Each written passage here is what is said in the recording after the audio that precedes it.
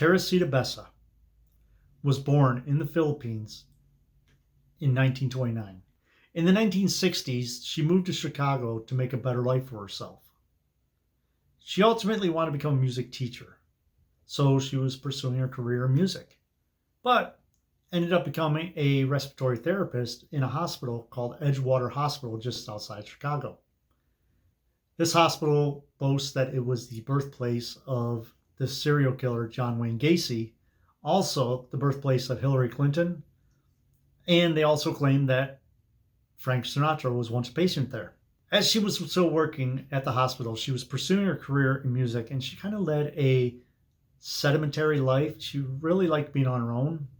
So in her apartment, she would give piano lessons to kids in the neighborhood on the weekends and while she wasn't studying.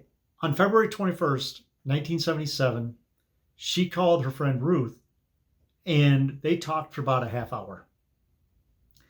Teresita ended up telling her that she had to go, that she was expecting someone to come over.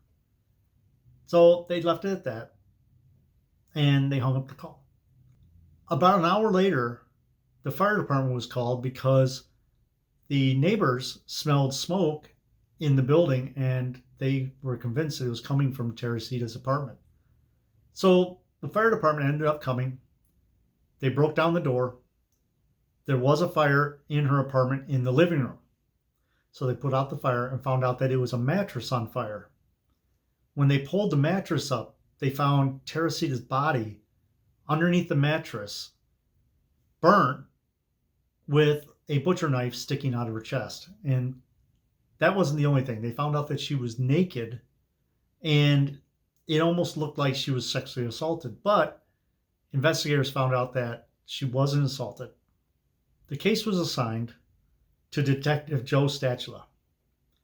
There was really no evidence of the murder in her apartment besides the obvious of a knife sticking out of her chest and the burnt mattress on the living room floor. The only evidence that they could find was a piece of paper that said, "Give theater tickets to AS." Other than that, there was nothing they could go on. There were no leads for months, until the detective one day got a call from one of Teresita's co-workers, who was a doctor at the hospital. His wife, Remy, was also an employee at the hospital. So the detective got a call from Dr. Jose Chua, claiming that his wife, Remy, has been seeing visions of Teresita. He claims that the first time that Remy saw Teresita was when she was resting in the nurse's lounge. She was actually taking a nap. And she was suddenly awoken by something in the room. When she opened her eyes, Teresita was standing there in front of her. She was shocked, and she ended up running out of the room, not saying anything to Teresita's apparition. About a month later, after Remy saw the vision of Teresita in the hospital, she was sleeping when her husband, Dr. Jose, heard her screaming. He went in the room and said that his wife looked like she was in a trance. He heard her speaking in someone else's voice. She says, "Doctor, I would like to ask you for your help.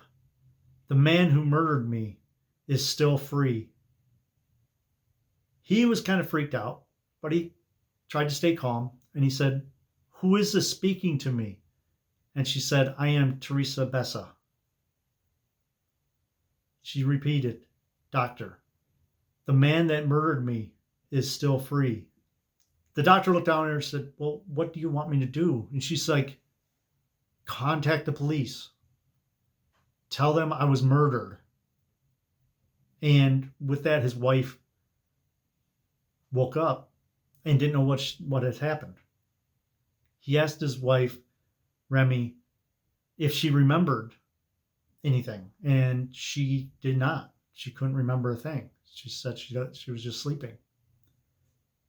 Well, some time went by, and they really didn't want to tell the police anything because they thought, well, who's going to believe him?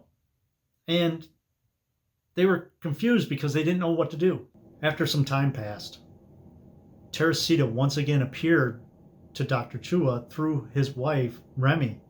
Once again, she was sleeping, and she started speaking in Teresita's voice. Teresita asked him, why haven't you contacted the police? And he basically said, we don't have enough evidence. Teresita then proceeded to talk to him through his wife, Remy, and explained that the murderer was someone she worked with named Alan Shuley. He worked with her at the hospital and knew that she had money because he would do odd jobs for her and she would pay him pretty good. On that day, in 1977, he came over to fix her TV. She said that when he walked in the apartment, she turned to shut the door and he grabbed her from behind. He choked her, put her body on the floor, went into the kitchen, grabbed a butcher knife, and actually stabbed her in the chest. This is not public record. The police didn't release this to the public that she was stabbed like that. Then she said that he went in the bedroom, grabbed a mattress, put it on top of her body, and set the mattress on fire.